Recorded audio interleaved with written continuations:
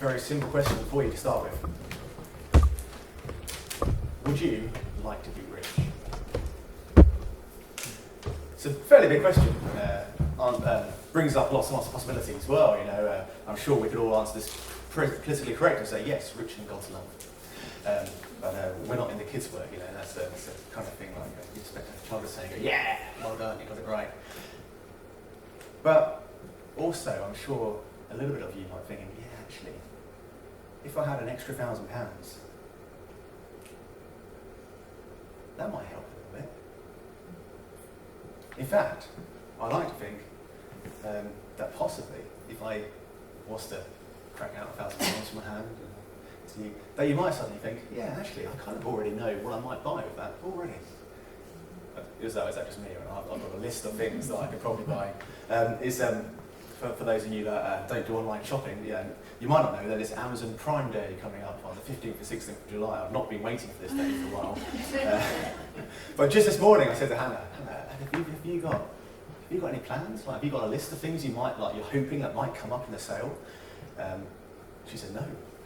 And I went, "Oh, well, I do." I could answer yes to both of those questions quite easily. Is that wrong? Well, as we look into James a bit later on, we might see that actually, no, it's not wrong, but sometimes, yes, it is wrong. A yes or no question. It's the kind of answer that I love to give. Yes, but no. How many of you, if you were offered that £1,000, would spend it on yourselves or use it to improve someone else's life? That's a tricky question, isn't it? Yes, here's a wise scholar. It's not really, it's from the from the Reader's Digest a few years back. And it says, they say it's better to be poor and happy than rich and miserable. But couldn't something be worked out, such as being moderately wealthy and just a little bit moody? The Bible has many, many warnings against the danger of pursuing wealth just for the sake of it. And 1 Timothy, we've got this passage here. It says, "Those who get rich fall into temptation and a trap, and into many foolish and harmful desires that plunge people into ruin and destruction. For the love of money is the root of all kinds of evil. Some people, eager for money, have wandered from the faith and pierced themselves with many griefs." Wow, it's pretty hard going. In today's passage in James, which we'll be cracking open in a bit, there are warnings aplenty for the rich. When I was chatting to David this morning over prayer, David said to me, "Ben, you've got a tricky one today." And I went, "Yeah." When I was preparing it, it felt a little bit preachy. Like, don't spend any money. Don't you dare. Desperately trying not to make it like that. But there are times when actually we do open the Bible, when there are challenges for us. And I would hope today that, for me, particularly when I was writing this, I was a little bit challenged. A quick Google found many, many examples of people that came into wealth and failed miserably. Here was the first page. 8 times winning the lottery ruined someone's lives. I'm just going to go through with you. Britain's most notorious lottery winner, a man called Michael Carroll. He won £9.7 million in 2002. That's a lot of money.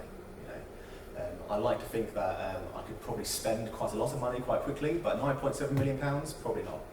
I'd struggle to spend all that. He won it in 2002. He made no attempt to hide his wealth. He spent his winnings on drugs, parties, and a racetrack in his backyard. And he brought sports cars, and on the racetrack, it was a Destruction Derby racetrack, the one where you smash the cars up deliberately. And he was buying his race cars and deliberately driving around as hard as he could, smashing them up. 10 years later, he was absolutely broke. He now works at a cookie factory in Scotland. It's quite a rise and fall there. Roger and Laura Griffiths won £1.8 million in 2005, and they pursued their hobbies. She splurged on designer handbags, and he recorded an album with the band he played with at university. And they bought a massive house. Fairly common things. If you were to win the lottery and win that much money, that'd probably be some things you do. Treat yourself a few things, buy a nice new house, pay off your debts. However, there was many issues that they faced with. Their house burnt down, unfortunately. Roger, who was in charge of the money, had lots of allegations of affairs, and they ended up breaking up. In 2013, Roger had £7 left in his bank. And the last one, a guy called William Post, won $16.2 million in the Pennsylvania lottery in 1988. A former girlfriend sued him for the share of his winnings, and his brother hired a hitman to kill him.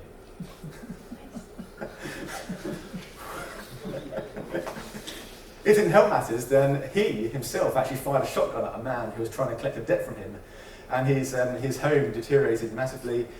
He died absolutely stone broke in 2006. Wow, some pretty horrific things. When preparing for this talk, reading those stories of absolute ruin really put money into perspective for me, actually. I kind of think, actually, yeah, do I really want that much? Nice. And I hope it encourages you, if you're going through difficult times at all, and particularly short of money and feeling, you know what, I would love to have a little bit of extra cash right now, it'd be really handy.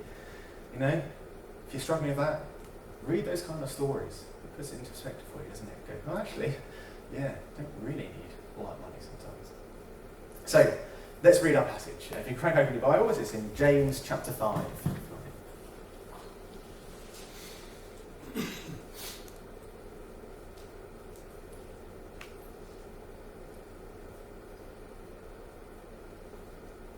And we're reading the first 6 verses.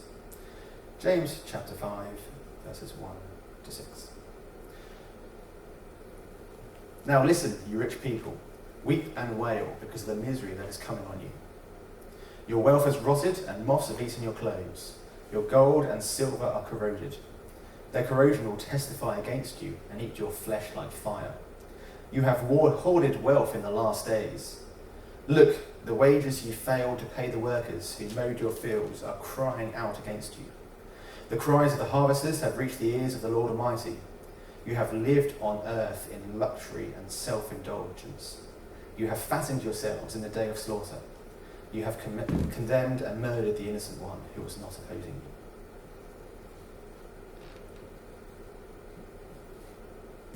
you. When I read that, I thought, God, that's some pretty harsh words. Some very, very harsh words.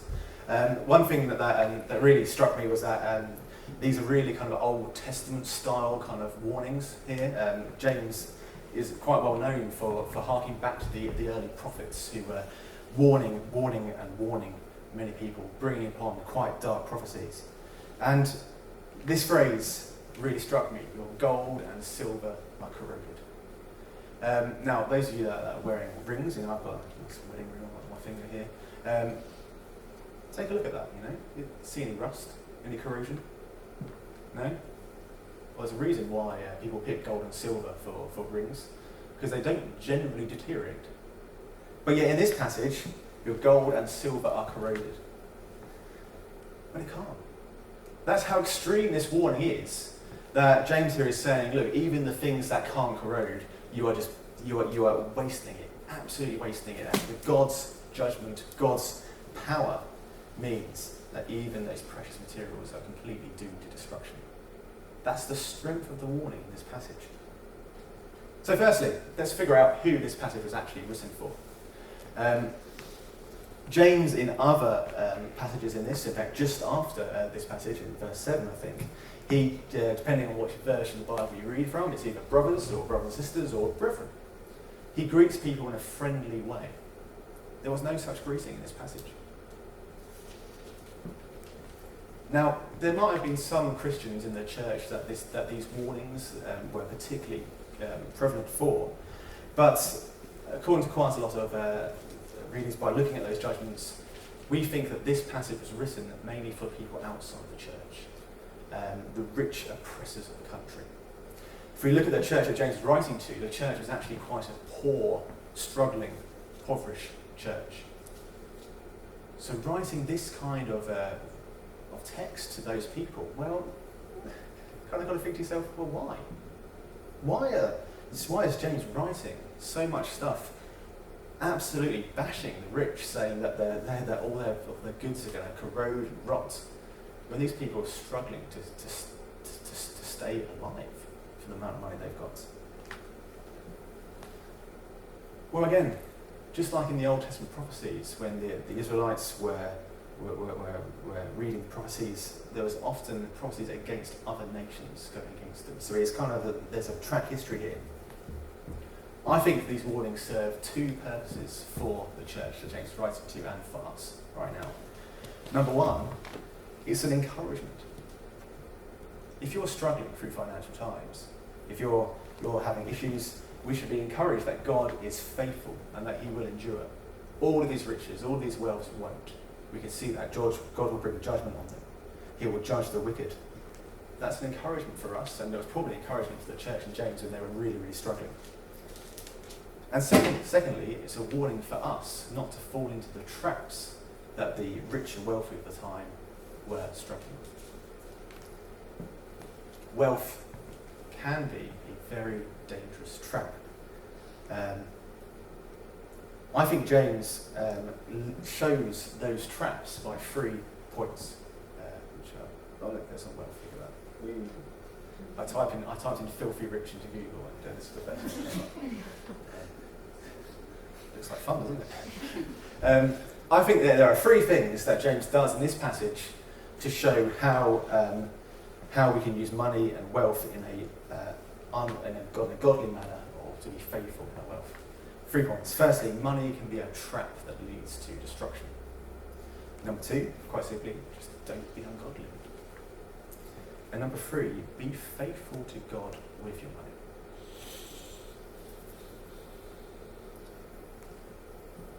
So let's take a look at the first point. Money can be a trap that can lead to destruction. Now, the Bible doesn't tell us that money is itself evil. It can be the root of all evil, as we looked at in Timothy, but money itself isn't evil. In fact, we need money to survive. We need money to live, and the Bible is very, very aware of that. But it does give us many, many warnings that money can be the root, particularly for those of us that might be prone to particular types of sin and particular types of issues. Money can be a tempting factor in that. It's a bit like money can be like a knife. You know, knives are very, very useful if you want to chop an apple or cut something, prepare some food. I've also been known to use a knife as a screwdriver sometimes. You know, it can be a very useful multi-purpose tool. But as we're reading in this country, knives are also pretty terrible when it comes to knife crime. It can be a useful tool, but it can also cause serious harm and injury, just like money. Another one, money can be described as fire.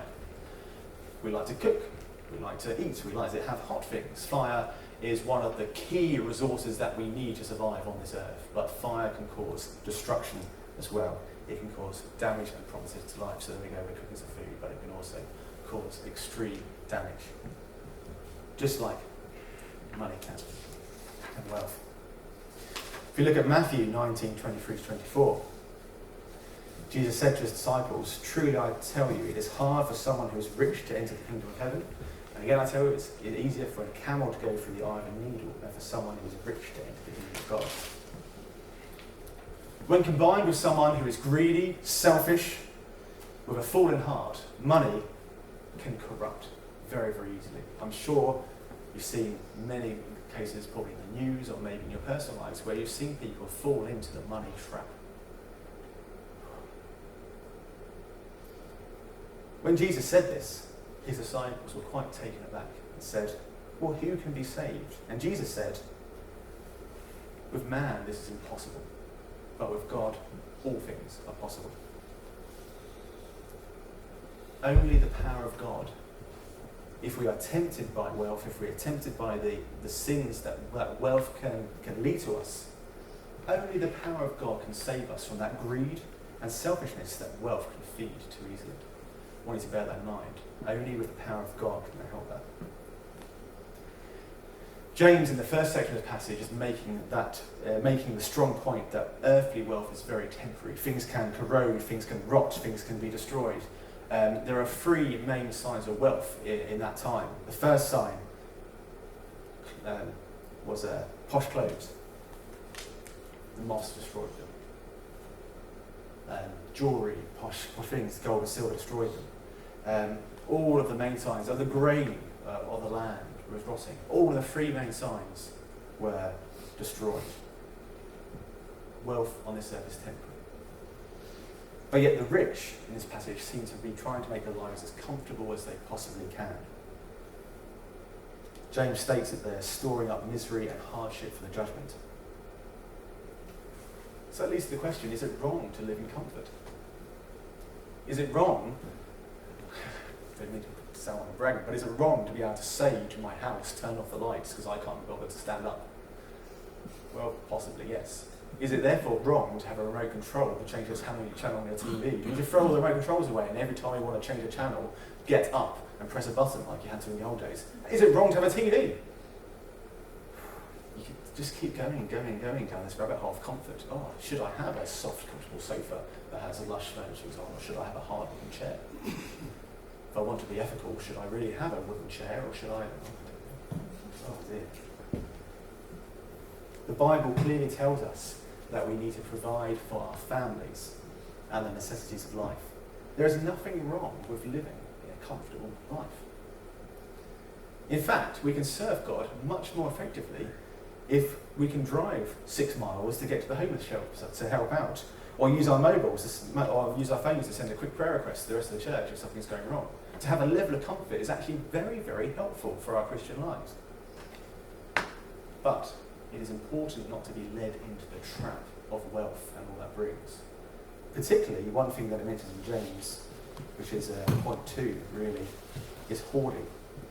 We need to use our wealth and the positions that provides in a godly way. Do not be ungodly. And that brings me to the question, whose money is it anyway? Whenever I kind of think of that question, I always remember back when I was probably a teenager, Jay John was doing the speaking tour around the whole country, and he came to Colchester for 10 sessions. Jay John, he's still around, he still does quite a lot of speaking, but back in, I think, the early 90s, he was prolific in his speaking duties. One of the stories that he told was a story of the donuts. If those of you have never heard that, I suggest that you go to YouTube and Google Jay John Donuts. It is frankly hilarious. I was going to play it here, but it's a really, really old video, and this is still, but in your own time, read it. But the simple truth is, and the way that Jay John does it is much better than I am, so I'm not going to try and tell the story. But the simple one is, God owns all the donuts. God owns everything. Everything on this earth is God's. God's made it, God can destroy it, God can create it.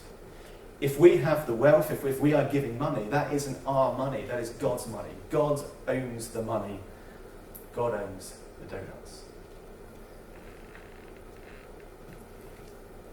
Titus says they claim in 1:16, they claim to know God, but by their actions they deny him. They are detestable, disobedient, and unfit for doing anything good. God gives us money on this earth to use justly and in a godly way. And there are so many cases in the Bible where that doesn't happen. There are so many cases in this world where that doesn't happen.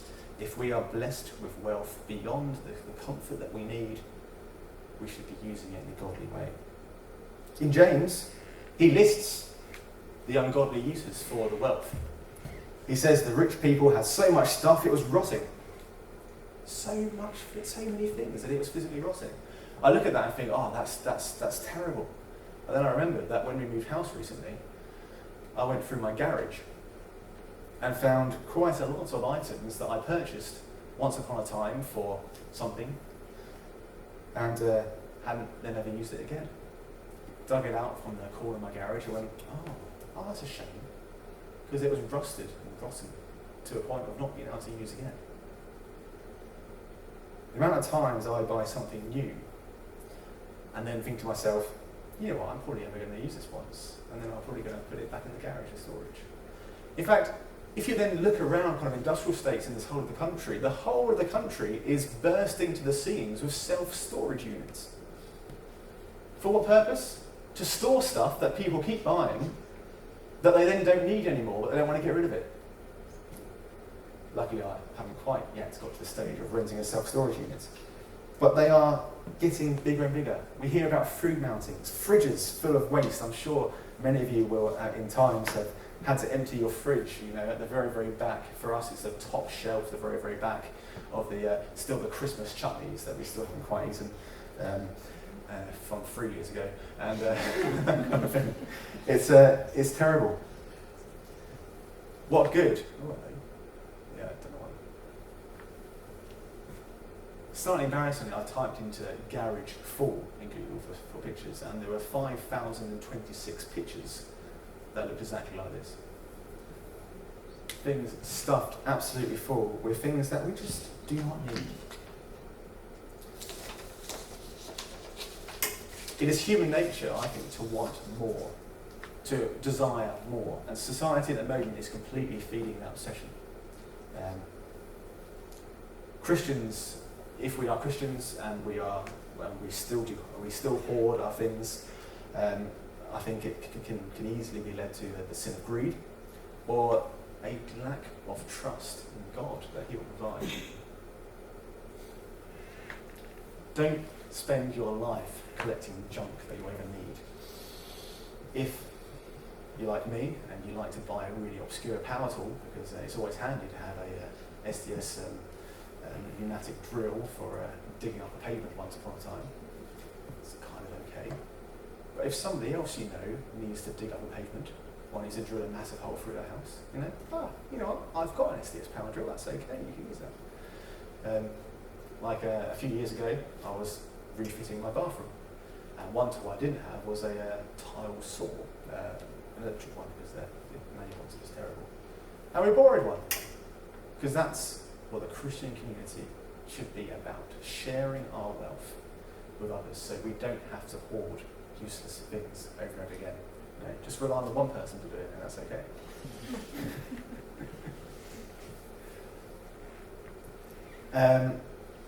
There's another way that wealth can cause all issues. We have the hoarding. Another way is to not cheat or harm people. In the passage, it says about wealthy landowners were cheating their workers out of hard-earned wages. Now, they were doing this by not paying them the full amount or just not paying them at all. And in this day and age, those workers were relying on their day's salary, that they got paid daily, and some days they wouldn't get paid at all, some days they would. If the landowner didn't pay them, well, the landowner was going to be incredibly wealthy. It's not like the landowner couldn't afford to pay them. They were just chasing their wealth, their profits so much that they were willing to cheat other people. But because the workers were so incredibly poor, that day's salary would have gone to the food, would have gone to making sure that those guys can live for that day and their family. So it really was to the point of actually cheating them to death by not paying those wages. Now, there's not many of us here that are in a position of paying wages to workers. But if we are, we should be generous and fair about it. We shouldn't withhold wages and things to our people. But if we're not, the principle still applies. We shouldn't be trying to seek to cheat people out of money in order for us to profit. Does that apply to things like devious like loopholes in the system, maybe? That kind of thing. Like, I've just managed to save this much money because I found out that if you did it this way, you save. Well, if you're cheating, does that apply to cheating the tax man? Ooh. There's another one. Self-indulgence. Oh, yeah. I had a great time Googling to giant ice cream sundaes to find this picture. I tell you, there's a lot of pictures of really, really big sundaes, including, I discovered there's an American craze of filling a whole bar full of ice cream and then getting in it, and then slowly eating the ice cream whilst you're in it. It's a bit strange. I saved you that picture. In James it says, you have lived on earth in luxury and self-indulgence. You have fattened yourselves on the day of slaughter. Oh, it's pretty self-explanatory, this one, isn't it? I was gobsmacked when I read in the news. I don't know if you heard this. I don't know if I've got a slide for that one. No, I don't. A slide, a story about the woman who was arrested under the explanation of wealth thing recently, where she had spent 16 million pounds at Harrods in 10 years. 16 million pounds in 10 years at a department store. She owned 2 parking spaces at Harrods. That's she could just buy a parking space at Harrods. She owned a 35 million pound private jet. She had a wine cellar stocked with the world's most expensive wines, and on one day she went to Harrods and spent £150,000 on jewellery. Now, sorry, but no matter how wealthy you are, no one needs that much stuff. There are sadly stories of well-known Christians, or Christian entertainers, if you will, who collect Rolls Royces as a hobby, and like to buy private jets. And again, do we really need to have that kind of luxury? Now here's the problem: luxury is a relative term. What might be luxury to me might be a necessity to someone else. As the years go on, as technology develops, some people might say, well, I never used to live with that kind of technology and I don't need it. And, well, I'm sorry, I'm a bit of a tech geek. I like my technology. It's kind of my job, so I'm kind of lie that I have to buy stuff sometimes. But there are definitely areas of my life where that luxury, or what I think necessity, becomes a luxury that is completely unnecessary. And there are times when I think we can be guilty of absolute self-indulgence just because it satisfies a small part of ourselves for a very small time. But I look at David's racing car that he had. There you go. And part of it looks like, man, that would be lovely to have that, wouldn't it? I was insanely jealous, and I thought, well, yeah, I could buy it for Noah. And they went, no, that'd be for me. Self-indulgent. I assume that's probably what David's got.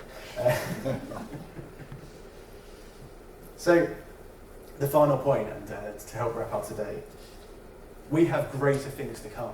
If you believe in Jesus, if you believe in Christ, we have greater things to come, much greater than anything on this earth can ever satisfy and do for us.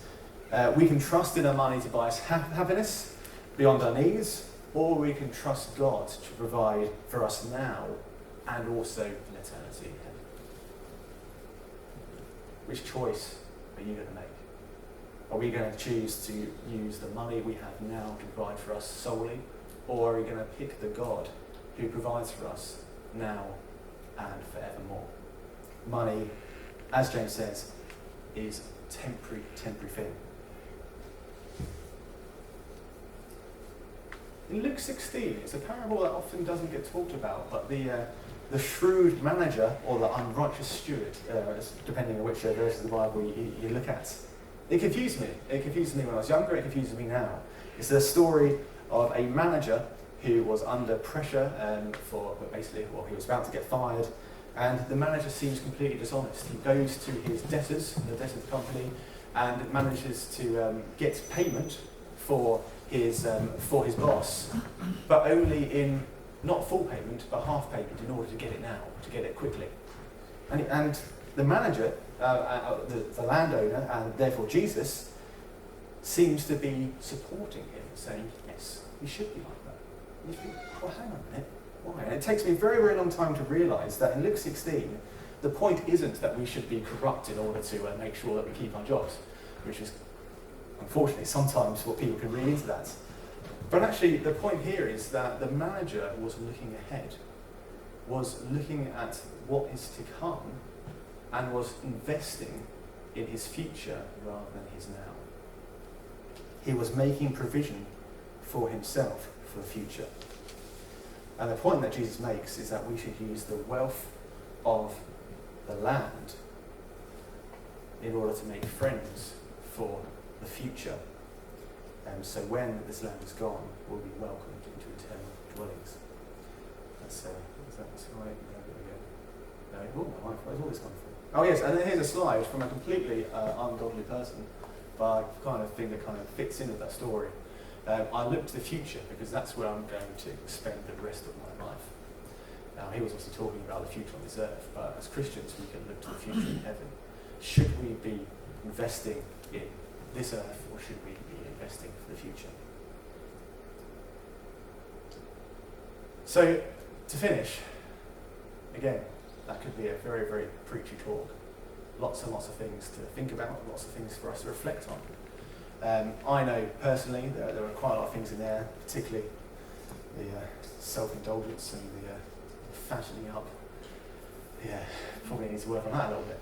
But there is something that, even though we can all take away probably a few things, maybe we need to improve our financial management, maybe you need to think about what we're giving to other people.